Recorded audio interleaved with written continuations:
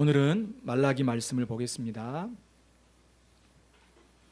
말라기는요, 에스라와 느헤미야가 페르시아로 돌아간 후에 유다 땅에서 활동한 선지자인데 아마 그때 하나님의 말씀을 전한 그런 내용입니다.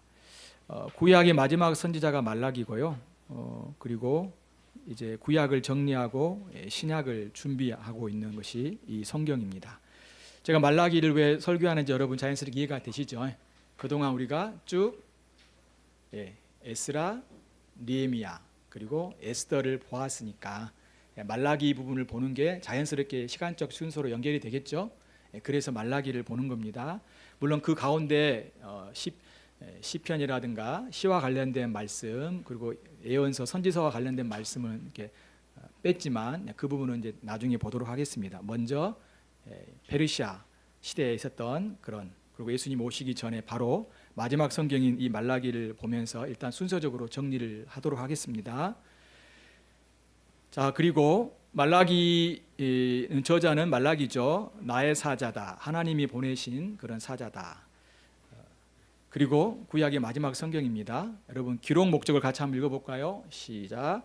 유다인들이 포로 귀환 이후 성전과 성벽을 재건하여 이에 구약 선자를 통하여 약속하신 영광이 이루어질 것을 소망하였다. 하지만 하나님의 약속이 그들에게 이루어지지 않았고 그들은 여전히 페르시아 속국으로 살았다. 심지어 그들은 하나님께 불순종하게 되었다. 그래서 하나님께서 말라기를 통해서 말씀하셨다. 자, 포로 귀환 돌아와서 성전도 짓고 성벽도 지었어요. 그리고 하나님 이미 구약 선자를 통해서 하나님 나라와 또 그분의 영광이 얼마나 클지를 보여주셨어요. 그것이 이루어질 것을 기대한 거죠. 그런데 어때요? 그 약속이 이루어지지 않고 여전히 그들이 페르시아가 그 지역을 다스리고 있는 겁니다. 그리고 그들은 어때요? 하나님 말씀에 불순종하면서 점점 하나님으로부터 멀어져 가고 있는 그런 현실 속에서 하나님이 말라기를 통하여서 이제 그 백성들에게 말씀을 전하는 내용인 것입니다. 자, 말라기는요, 아주 단순한 구조로 되어 있어요. 그런데 좀 이제 여러 단락들로 나눠졌는데요. 처음에 1장 1절에 이스라엘에 대한 하나님의 경고라고 이렇게 선언하고 말씀이 시작합니다. 그리고 총 6개의 하나님과 이스라엘과의 대화 혹은 논쟁으로 되어 있어요. 첫 번째 논쟁 혹은 대화는 그들이 하나님께 주께서 우리를 사랑하셨습니까? 이 질문으로 시작하는 거예요. 두 번째는 왜 너희들은 에벨을 멸시하느냐? 이에 대한 이제 서로 간의 대화. 또 셋째는 그들이 이혼하였기 때문에 왜 너희들은 이혼하였느냐 이렇게 말하고, 네 번째는 그들이 구약교회 이스라엘 백성들 안에 많은 사회적인 불의를 행했어요. 악한 일을 했기 때문에 왜 너희들은 그런 사회적 불의, 악행을 행하느냐라고 주님이 묻고, 다섯 번째는 그들이 헌물과 11조인 헌금 생활을 잘 하지 못했기 때문에 왜 너희들은 도둑질을 하냐고 주님이 그들에게 말씀하셨고, 마지막 여섯 번째는 그들이 하나님을 섬기는 것이 헛되더라고 이야기하기 때문에 하나님께서 거기에 대한 답변을 이제 말씀하십니다. 그리고 맨 마지막에 4장에서는 율법에 순종하고 그리고 엘리야를 하나님께서 보내실 것을 이제 약속하시는 내용으로 말라기가 끝납니다. 자연스럽게 이제 엘리야를 보낸다는 내용 우리가 알듯이 이 엘리야가 세례 요한을 가리키잖아요. 그래서 이제 말라기가 끝나고 이제 400년 후에 세례 요한이 등장하고 예수님이 오시게 되죠. 이렇게 연결이 쭉 됩니다. 그래서 말라기가 마지막 성경입니다. 그래서 이 말라기는 배경이 그 당시야 페르시아를 배경으로 하고 있고, 그리고 에스라와 느헤미야가 고향으로 페르시아로 본국으로 돌아간 다음에 이스라엘 백성들의 상황을 이제 염두에 두고 하나님이 말씀하신 내용으로 이해할 수 있겠습니다. 자, 그러면 그들이 지금 어떤 상태에 있는지, 그리고 하나님이 그들에게 그러한 상태에 있는 그들에게 어떻게 말씀하신지를 보는 것은 우리 시대에도 굉장히 중요합니다. 그렇기 때문에 여러분들이 과거의 사건으로 보지 마시고, 과거의 사건이지만 여전히 하나님 우리에게도 이런 질문을 할 수 있고 또 하나님께서 거기에 대한 답변을 하시는 것도 동일한 걸 우리가 기억해야 되겠죠. 자, 이제 세 가지 요점으로 제가 설교할 텐데요. 6가지를 2개씩 연결했습니다. 하나님의 사랑을 믿고 올바르게 우리가 예배하고 있는지 돌아보는 거죠. 두 번째는 정말 우리가 이 결혼을 소중히 여기는가, 남편과 아내를, 그리고 우리가 우리의 삶 속에서 의로운 삶을 사는가, 그걸 돌아볼 필요가 있겠고요. 세 번째는 하나님께 우리가 즐거이 봉헌하고 또 하나님을 정말로 섬기는가, 이런 부분들을 우리가 돌아볼 필요가 있다는 것입니다. 이 세 가지 부분으로 말씀을 전하도록 하겠습니다. 자, 1장으로 여러분 넘어가 보십시다. 말라기 1장으로 한번 가보세요. 말라기 1장.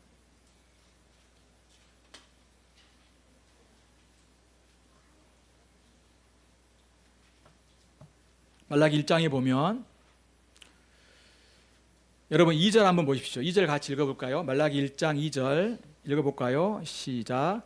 여호와께서 이르시되 내가 너희를 사랑하였노라 하나 너희는 이르기를 주께서 어떻게 우리를 사랑하셨나이까 하는도다. 나 여호와가 말하노라 에서는 야곱이 형이 아니냐. 그러나 내가 야곱을 사랑하였고 3절은 제가 읽습니다. 에서는 미워하였으며 그의 산들을 황폐하게 하였고 그의 산업을 광야의 이리들에게 넘겼느니라.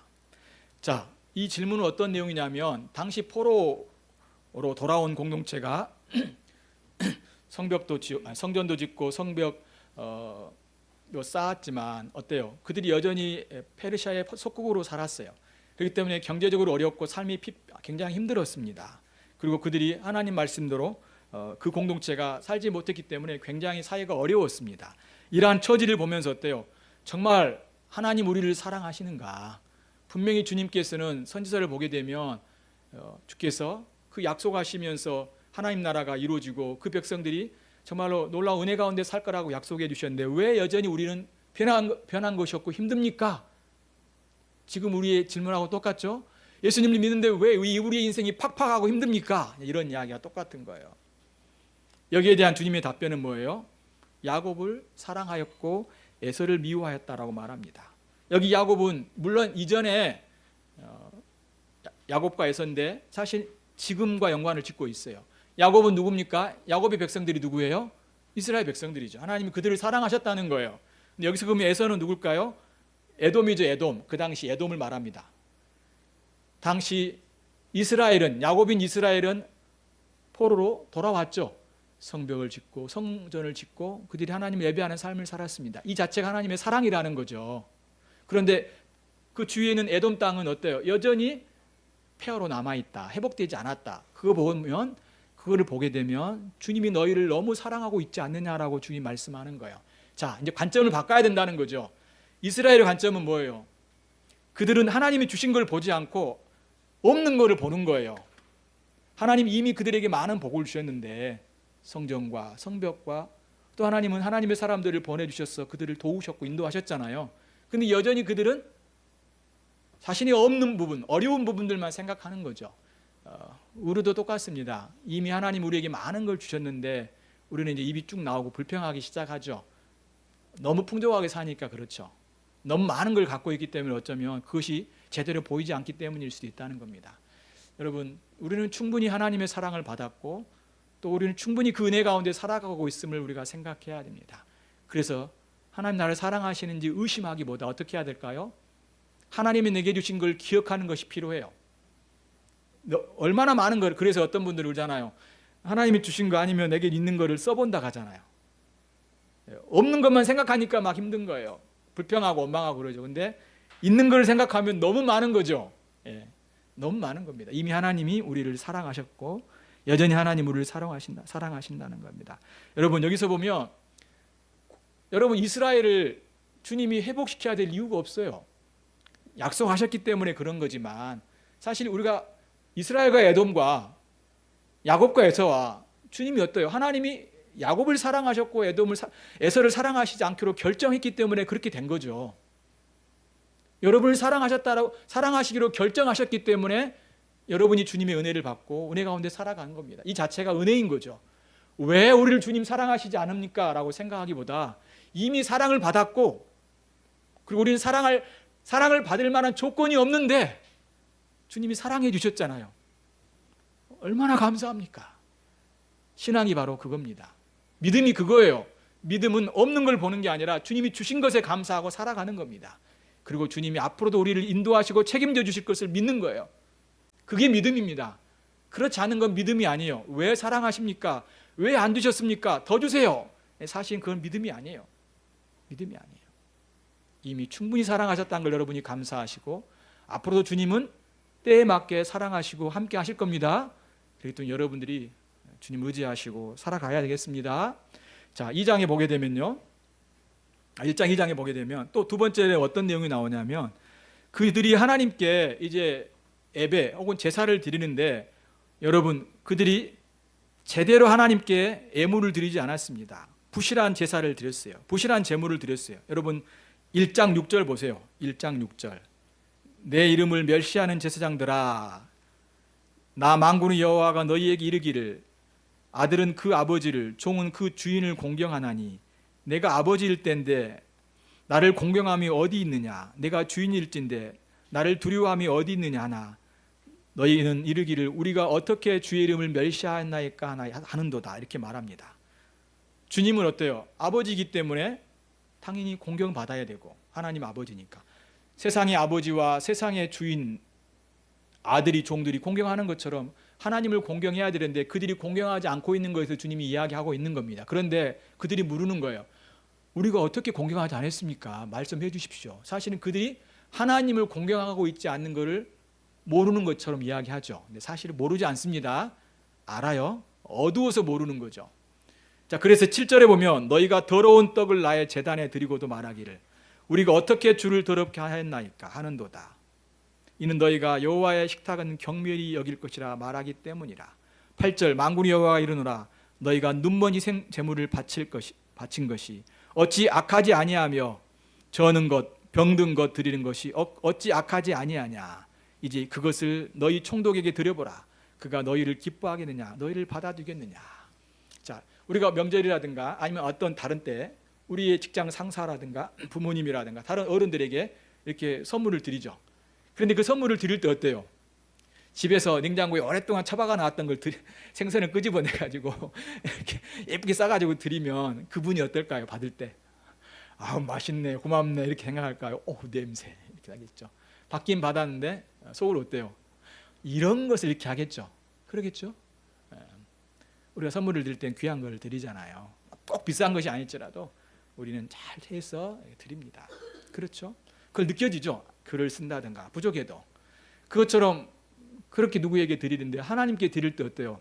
그렇게 안 드렸다는 거예요. 지금 희생제물을 드릴 때 문제가 있는 절고 병들고 그런 거 분명히 성경은 어때요? 흠없는 걸 드리라 하겠잖아요. 그렇게 하나님을 섬기지 않았다는 겁니다. 주님이 뭐라고 말씀하시냐면 10절에 보면 성전문을 닫았으면 좋겠다. 너희들이 그렇게 그런 거 가지고 오면 나는 정말로 성전문 닫고 그가 너희들 필요 없다. 지금 주님이 그렇게 이야기합니다. 심지어 주님은 11절에 만군의 여호와가 이르노라 해 뜨는 곳에서부터 해 지는 곳까지의 이방 민족 중에서 내 이름이 크게 될 것이라. 각처에서 내 이름을 위하여 분향하며 깨끗한 제물을 드리리니 이는 내 이름이 이방 민족 중에서 크게 될 것입니다. 어때요? 이 말은 무슨 말일까요? 너희들이 지금 나를 멸시하고 있는데 그 멸시는 사실은 잘못된 거다. 그런 멸시는 나 받지 않겠다. 너희들이 그러면 오히려 하나님은 이방 사람들을 통해서 깨끗한 제물을 드리게 하겠다는 거예요. 자, 만일 여기에 있는 우리 하나님 백성들이 우리의 예배가 온전한 예배가 아니고 하나님이 기뻐하시는 예배가 아니라면 이 예배를 주님 받으실까요? 안 받으실까요? 안 받아요. 안 받아요. 그러면서 주님 뭐라 할까요? 너희들 제발 예배 드리러 오지 마라 이거예요. 너희들이 없어도 된다 이 말이에요. 아브라함의 돌들도 하나님께 찬양한다라고 말했지 않습니까? 너희들이 찬양하고 제대로 예배하지 않은데 이방인들이 일으켜서 그들을 통해서 찬양받겠다라고 하시는 겁니다. 주님이 쩔쩔매면서 제발 예배 드려달라.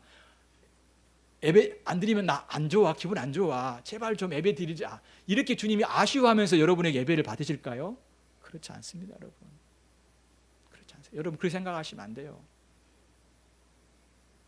정말 우리가 공경하는 마음으로 정말로 주님을 사랑하는 마음으로 감사하는 마음으로 주님을 예배 드려야 됩니다.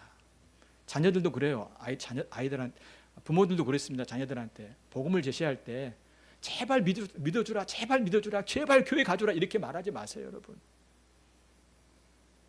복음은 그게 아니에요. 당당하셔야 돼요. 하나님 너를 사랑하시고 하나님 너의 죄를 용서하기를 원하시고 너를 위해 죽으셨어.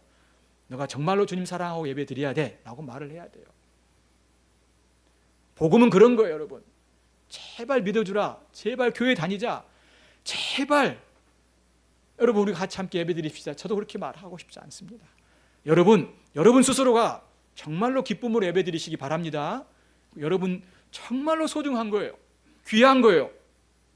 어쩔 수 없이 끌려다니고 마지못해서 오는 그런 예배가 아니라 정말로 하나님의 사랑을 기억하고 얼마나 여러분 큽니까? 여러분 누가 여러분을 위해서 죽으신 분이 있어요? 여러분 부모도 여러분을 위해 죽지 않았어요. 여러분 어떤 사람도 여러분을 위해 죽으신 분은 없어요. 여러분 오직 예수님밖에 없어요. 그 죽음으로 우리의 죄를 사하셨어요. 그 죽음으로 우리에게 영원한 생명을 주셨어요. 얼마나 감사해요. 그분은 정말로 찬양받고 공경받기에 합당하신 분이에요. 마지못해서 예배드리지 마시고요. 정말 여러분이 사랑함으로 예배를 드리시기 바랍니다. 만약 우리가 깨끗한 제물을 드리지 않고 온전한 예배를 드리지 않을 때 주님은 우리를 버리시겠다 했어요. 촛대를 옮기시겠다라고 말씀하셨잖아요. 에베소 교회를 향해서 주님이. 그렇기 때문에 우리는 정말로 우리의 태도를 바꾸고 생각을 바꿔야 됩니다. 하나님은 부실한 우리의 예물과 예배를 받지 않으십니다. 멸시하지 말도록 합시다. 주님을 공경하여 사랑으로 예배하는 우리 모두가 되십시다. 자, 2장에 보게 되면 이제 두 번째는 결혼을 소중히 여기고 의롭게 사는지를 이제 말씀하고 있는데요. 여러분 2장에 가보십시다. 여러분 2장 10절과 11절 보면 자 11절 한번 같이 읽어보겠습니다. 시작. 유다는 거짓을 행하였고 이스라엘과 예루살렘 중에서는 가증한 일을 행하였으며 유다는 여호와께서 사랑하시는 그 성결을 욕되게 하여 이방신의 딸과 결혼하였으니. 그렇죠. 12절 제가 읽어볼게요. 이 일을 행하는 사람에게 속한 자는 깨는 자나 응답하는 자는 물론이요 만군의 여호와께서 제사를 드리는 자도 여호와께서 야곱의 장막 가운데 끊어버리시리라. 여러분 당시 이스라엘 민족은 믿는 사람들과 결혼을 했습니다. 그렇죠? 그런데 왜 이들이 이혼을 하냐면, 다시 말해서 이 결혼 언약을 깨버린다면 그들이 이제 우상을 섬기기 위해, 또한 그들이 다른 목적을 때문에 오히려 결혼을 깨버리고 이방인들과 결혼한 일이 있었던 걸 말해주고 있습니다. 그러면서 하나님은 그들의 재물과 그들의 기도를 듣지 않으시겠다라고 말씀하십니다. 14절에 나오죠. 주님 너희가 이르기를 어찌 됨이니까 하는도다. 이는 너와 내가 어려서 맞이한 아내 사이에 여호와께서 증인이 되기 때문이라. 그는 내 짝이요 너와 서약한 아내로다. 내가 그에게 거짓을 행하였도다. 자, 자연스럽게 이해가 되시죠? 자신의 처음 결혼했던 그 아내를 버리고 오히려 이방인 여인과 결혼하여 우상을 섬기며 하나님을 떠나는 그런 일이 있었다는 것을 여기에서 말씀해 주고 있습니다. 결혼은 여러분 언약이에요. 결혼은 사람과 언약일 뿐만 아니라 약속하는 거죠. 당신을 끝까지 사랑하겠습니다. 그리고 신자들에게는 어때요? 이 결혼 언약은 하나님과 맺은 언약이에요. 하나님 앞에서 서약한 거잖아요. 하나님께 우리가 서약을 하죠. 하나님, 제가 이 아내를, 이 남편을 제가 끝까지 사랑하겠습니다 라고 하는 것이 결혼입니다. 믿는 자하고 결혼해야 될 뿐만 아니라 믿는 자와 결혼했을 때 끝까지 사랑하겠다라고 하는 그 약속을 하나님께도 지켜야 되고 그 사람에게도 지켜야 되는데, 당시 사람들은 그렇게 하지 않았다는 거죠. 그거에 대해서 주님이 굉장히 엄하게 지금 이야기하고 있는 겁니다. 16절 보면 이스라엘의 하나님 여호와가 이르노라. 나는 이혼하는 것과 옷으로 확대하는 자를 가리는 자를 미워하노라. 만군의 여호와 아래 말이니라. 그러므로 너희 심령을 삼가 지켜 거짓을 행하지 말라. 이혼하였고 아내를 학대하였다는 것을 주님이 말씀하시면서 그들을 향해서 그걸 미워한다라고 말씀해 주고 있습니다. 자, 이것은 그들이 가정에 문제가 생겼고 또 그들은 남편과 아내 간에 문제가 생겼다는 걸 말씀해 주고 있습니다. 자, 우리는 가정을 지켜야 되고 또 서로 간의 약속을 지켜야 되고 이 가정을 통해서 하나님을 함께 섬기는 것이 참으로 귀합니다. 이 결혼 언약을 여러분이 함부로 대하지 마십시오. 남편은 아내를 소중히 여기고 끝까지 사랑하시고 아내도 남편을 소중히 여기시고 끝까지 사랑하십시오. 남편과 아내가 혹은 병이 들어도 끝까지 사랑하셔야 됩니다. 돌봐야 돼요. 그리고 경제적인 어려움이 있더라도 어떻게 해야 될까요? 끝까지 사랑하셔야 됩니다. 예, 끝까지 사랑하셔야 됩니다. 그것이 하나님께 우리가 언약을 지키는 것이고 또 그 사람을 향해서도 언약을 지키는 거예요, 여러분.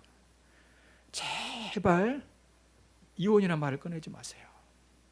그리고 헤어지려고 생각하지 마세요. 정말 여러분, 그건 여러분 비극적입니다. 비극이에요, 여러분. 그건 그 사람에게도 못 쓸 짓을 한 것이고 하나님 앞에서도 정말 언약을 깨는 행동이에요. 그리고 자기 인생도요, 비참해요. 교회 나오기 어려워요. 신앙생활하기 어려워요, 여러분. 혼자 다닌 사람들 너무 신앙생활 어렵습니다. 공동체에 교제할 수가 없어요. 얼마나 힘들까요, 여러분? 생각해 보세요, 여러분. 그러니까 교회 예배 드리고 그냥 가버리는 거예요. 큰 교회 그냥 예배 드리고 가버려요. 교제하기가 너무 어려워요. 그나마 믿음 있는 사람들은 교제하고 봉사하지만 혼자 신앙생활하고 이혼하고 그러면 굉장히 어렵습니다. 이혼했으면 이제 그건 이제 결정됐기 때문에 회개하고 다시 열심히 신앙생활 하셔야 됩니다. 아시겠죠? 그렇지만 결국 이혼하지 마시고 끝까지 서로를 사랑하시며 살아가시기 바랍니다. 예. 여러분, 어려우면 죽기 하겠어요, 여러분? 그럼 끝나잖아요. 그리고 하나님께로 가잖아요. 아무리 어려워도 마지막에 죽음이면 끝나잖아요, 여러분. 경제적인 어려움이든 어떤 사고가 나서 어려움이든 언젠간 끝이 있잖아요, 여러분. 끝이 있으면 하나님께로 가잖아요, 여러분. 너무 힘들다고 여러분 잘못된 생각을 하지 말아야 돼요. 하나님이 데려가시면 끝나잖아요, 여러분. 그것이 오히려 우리가 하나님께로 가는 통로가 되잖아요. 너무 힘들어. 모든 것이 인생이 끝난 것처럼 생각하지 마세요, 여러분. 그렇지 않습니다. 우리의 인생은 아무리 어려워도 끝나지 않아요. 우리는 주님께 가니까. 주님께 가잖아요, 여러분. 그러니까 여러분들이 극단적인 생각과 극단적인 판단을 하지 않으셔야 됩니다. 항상 기다리고 기도하면서 의지하고 나가셔야 됩니다. 여러분, 그러한 가정과 또한 그런 공동체를 만들어가도록 우리가 힘쓰도록 합시다. 자, 2장 3장에서는요 또한 이런 이야기를 합니다. 나이까 하는도다. 이는 너희가 말하기를 모든 악을 행하는 자는 여호와의 눈에 좋게 보이며 그에게 기쁨이 된다 하며 또 말하기를 정의의 하나님이 어디 계시느냐 함이라. 2장 13절이 아니라 17절입니다. 여기서 어때요? 그들이 하나님은 악한 자를 기뻐하신다고 비아냥거리고 있어요.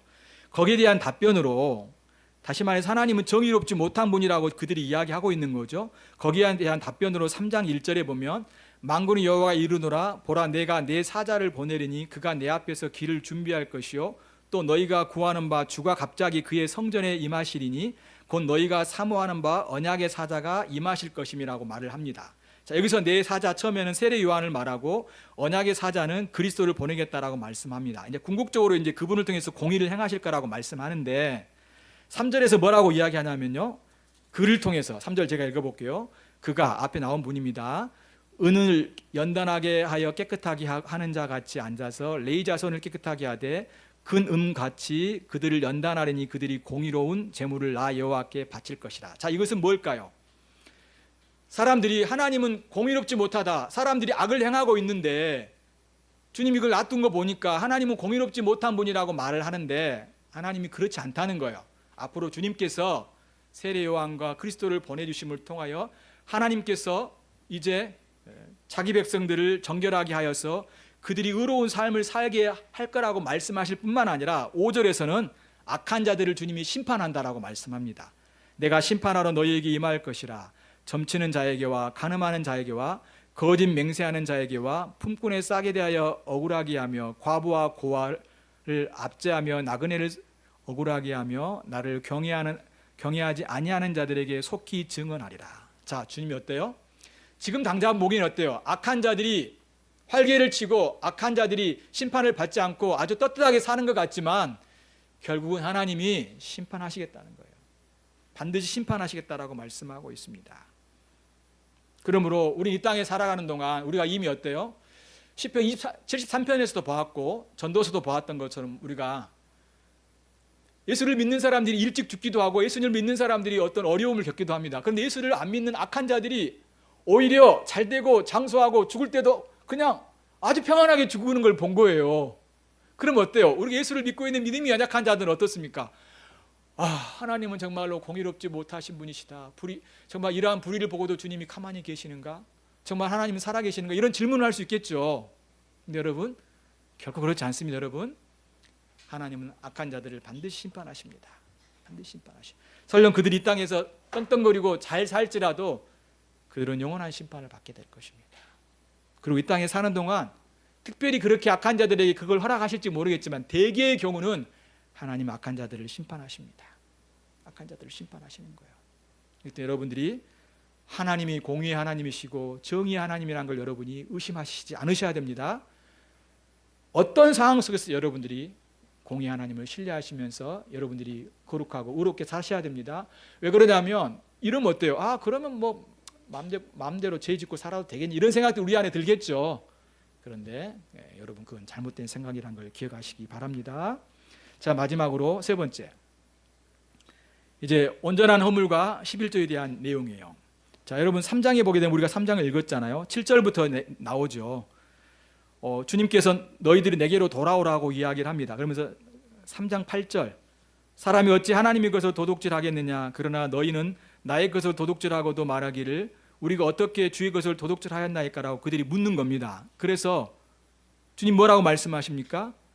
11조와 봉헌물이라고 이야기하면서 온 나라가 나의 것을 도둑질하였으므로 너희가 저주를 받았다라고 말씀해 주고 있습니다. 그러면 10절에 너희의 온전한 11조를 창고에 들여 나의 집에 양식이 있게 하고 그곳으로 나를 시험하여 내가 하늘 문을 열고 너희에게 복을 쌓을 곳이 없도록 붙지 아니하나 보라라고 말씀합니다.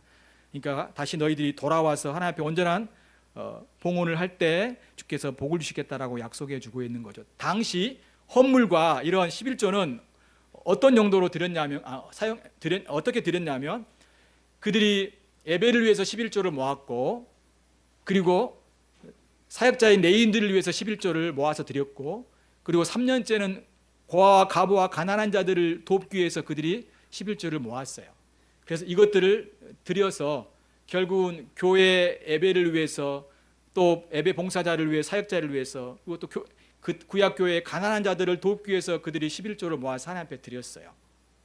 사실은 11조가 아니라 23.3%를 드렸어요. 1년에 2번의 11조와 그리고 3년째는 가난한 자들을 위한 11조를 따로 또 모았어요. 그러면 3년까지 계산해보면 23.3%를 드린 거예요. 그것만 드린 게 아니라 그들이 절기 때마다 또 드렸어. 엄청나게 드렸어요. 많이 드리라는 걸 제가 말하는 게 아니라 하나님이 그들에게 풍족하게 주셨기 때문에 드릴 수 있었다는 거죠.